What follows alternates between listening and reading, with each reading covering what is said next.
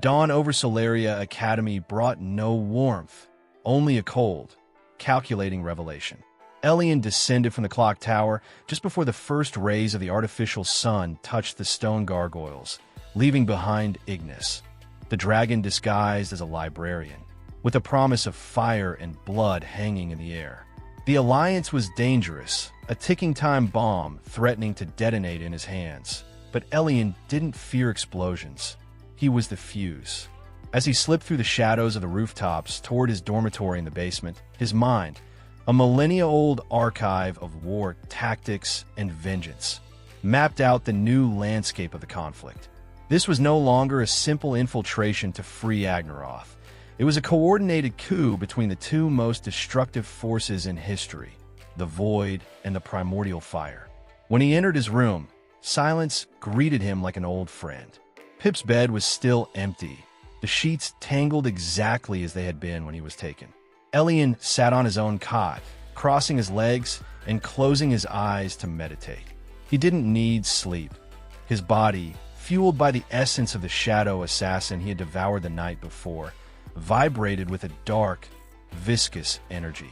He focused on assimilating this new power, weaving it into his muscle fibers, strengthening his tendons, and sharpening his senses until he could hear the heartbeat of a mouse 3 floors above. The assassin's energy left a lingering taste of fear and servitude, a bitter aftertaste that Elian purged with disdain. Morning brought a palpable shift in the Academy's atmosphere. When Elian entered the Great Hall for breakfast, the usual clatter of silverware and laughter died down abruptly, replaced by a tense murmur that rippled from table to table like a plague. Eyes flicked toward him and then quickly away, terrified of meeting his slate-gray gaze. Yarrick Vane's public humiliation in the arena the day before had not gone unnoticed. The rumor that the Lightless had stopped a star-steel spear with his bare hands had spread, mutating into increasingly exaggerated and terrifying versions. Some said he practiced black magic. Others claimed he had bribed the instructor, and the more superstitious whispered that he was cursed. Elian grabbed his tray of tasteless porridge and sat at a secluded table in the outcasts section. Yarrick was nowhere to be seen. His absence was a glaring hole at the nobles' table, an empty throne that screamed of shame. However, Elian noticed other presences. The prefects, upperclassmen in robes embroidered with gold and silver, patrolled the aisles between the tables with unusual vigilance. Their magical auras were taut, ready for combat. Something was about to happen. "Attention, students!" Headmaster Magnus' voice boomed from the main dais, amplified by sound crystals. Magnus was an imposing figure, his white mane floating as if underwater and his robes appearing woven from threads of pure sunlight. His presence radiated a crushing authority, a gravitational pressure that made it hard to breathe. Due to recent disturbances and the need to expedite the ranking of new talent for the upcoming Eclipse Festival, the Council has decided to move up the trial of the Labyrinth. A collective gasp rippled through the hall. Elian watched as the freshmen's faces turned pale. The trial of the Labyrinth was no ordinary exam. According to the records he'd read in the library, it was a brutal survival exercise designed to weed out the weak from the strong. Officially, it was a simulation. Unofficially, the injury rate sat at 40%. "The trial begins in 1 hour," Magnus continued, his gaze sweeping the room with the indifference of a god watching ants. "Teams of 3 will be formed, designated by the Crystal Oracle's resonance algorithm. There will be no changes. There will be no appeals. Cooperation is the cornerstone of the light.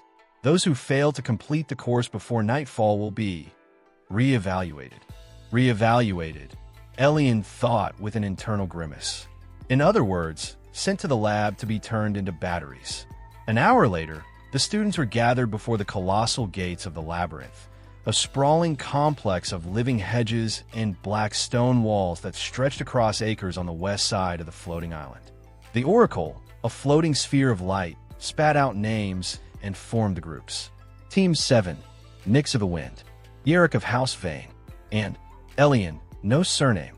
Fate had a twisted sense of humor, or perhaps the Oracle wasn't as impartial as they claimed, and someone was pulling the strings to see what happened when you mix gunpowder, fire, and a spark. Nyx appeared at Elian's side, materializing out of thin air with her usual cynical smirk, though Elian noticed the tension in her shoulders. "Just our luck, devourer," she whispered. "We're stuck babysitting the disgraced prince."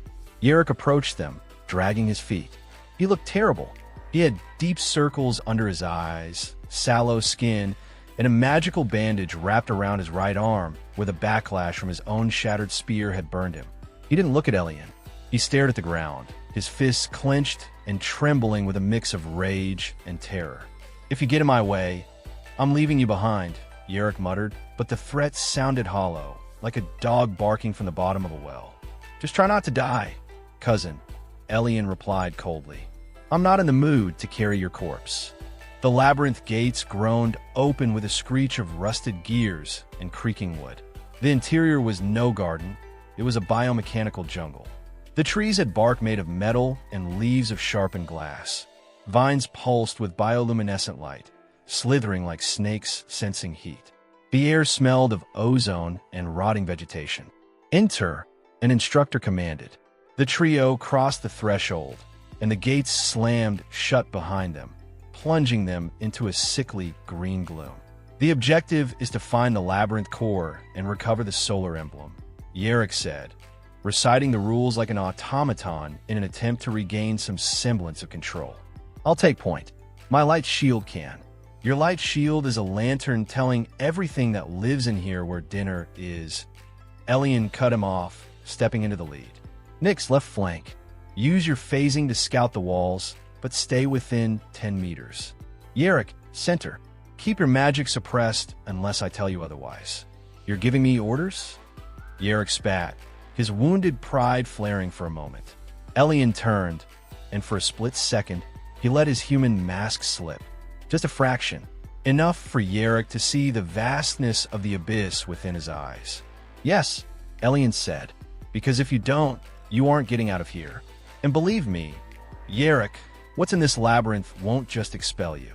It will recycle you." Yerrick swallowed hard, the memory of his spear snapping like a dry twig fresh in his mind, and nodded reluctantly. Elian resumed the march. His void senses expanded like an invisible web, mapping the terrain. The labyrinth wasn't static. The walls were shifting. The paths changed when no one was looking. And there were things moving in the metallic underbrush. Things that didn't have a heartbeat, but a mechanical hum. They pushed forward for what felt like hours. Nyx moved through physical obstacles like a ghost, passing through trunks and boulders, reporting traps and dead ends. Elian guided the group with supernatural precision, avoiding zones where the labyrinth's resonance was too high, a surefire sign of magical predators. "This is too easy," Nyx whispered, reappearing at Elian's side. "We haven't seen a single beast. It's like they're hiding, or like they're hurting us," Elian corrected, stopping dead in his tracks before a circular clearing surrounded by moss-covered statues of ancient warriors. "Hurting us where?" Yerrick asked nervously, gripping the hilt of the new sword he'd been issued. "To this," Elian said, pointing to the center of the clearing. The ground began to tremble. The stone statues weren't statues at all. The layers of moss and rock cracked away, revealing bodies of white ceramic and gold. They were guardian golems, ancient models, far more robust and dangerous than the automaton from the entrance exam. There were 5 of them, and all of them turned their faceless heads toward the team. "Defensive formation," Yerrick shouted, instinctively summoning his light shield. The golden glow illuminated the clearing. It was a mistake. The light triggered the golem's aggression systems. Their eyes flared red, and they charged. They were fast, heavy, and lethal. "Idiot!" Nyx screamed, lunging through one of the golems to disorient it, only to discover to her horror that the creature's interior was protected by an internal force field. It repelled her, slamming her against a metal tree. "Nyx!" Elian assessed the situation in microseconds. Yerrick was being hammered by 2 golems, his shield cracking under the weight of their stone fist blows. Nyx was dazed, and 3 golems were coming for him. Elian didn't draw his sword. It would be useless against enchanted ceramic. He needed brute force, or rather, he needed their own brute force to turn against them. He sprinted straight at the first golem. The machine swung a fist capable of leveling a wall. Elian slid beneath the blow, his back grazing the ground, and slammed both hands onto the giant's knee. Dissonance, fracture, he whispered. He sent a pulse of concentrated void into the joint. It didn't break the stone. It devoured the magic holding the ceramic's molecular cohesion together. The golem's leg instantly turned to dust. The machine collapsed under its own weight, crushing the second golem following behind it. Elian sprang to his feet, spinning on his heels. The third golem was on top of him, hoisting a 6-foot stone sword. "Elian, look out!" Yerrick shouted, surprisingly, as he fired a desperate bolt of light that caught the golem in the shoulder, slightly diverting the attack. The stone blade slammed into the ground inches from Elian. Well, the coward has reflexes, Elian thought. Seizing the distraction, Elian vaulted onto the blade stuck in the earth, ran up the golem's arm, and lunged for its head. In midair, his hand visually transformed. To mortal eyes, it looked like a shadow trick, but it was an ethereal claw of darkness. He gripped the golem's head and ripped it clean off, absorbing the energy core housed in the neck. The giant fell limp. Only two remained, the ones hounding Yerrick. "Nix!" Elian shouted. "Now, target the joints." Nix, recovered and furious, understood the plan. She no longer tried to phase through them. Instead, she solidified her hands inside the golem's elbow mechanisms while they were distracted by Jarick's shield. The sound of snapping gears was sickening. The golem's arms dropped, useless. Elian arrived a second later, decapitating both with fluid, precise movements, using the machine's own momentum against them.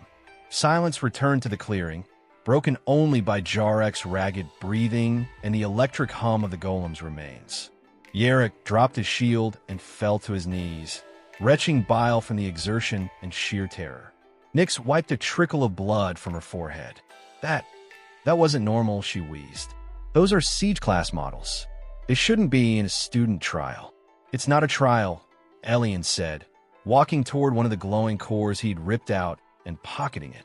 More food, he thought. "It's an execution. Someone wanted to make sure we didn't reach the center." "What?"